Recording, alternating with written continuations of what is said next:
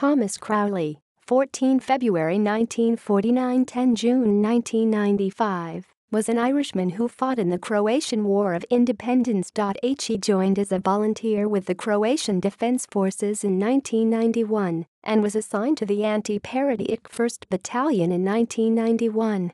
He participated as a commando in battles at Dubrovnik, Livno, Mostar, Popovo Polje, Operation Maslenica, the liberation of Skabrnje, and Zemunik, where he was wounded. In 1994 he led a training camp for the 114th Brigade, training more than 2,000 soldiers.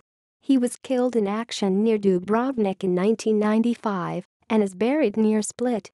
He died as a major in the Croatian Defence Forces and was posthumously awarded the Croatian Medal of Honour in 2012.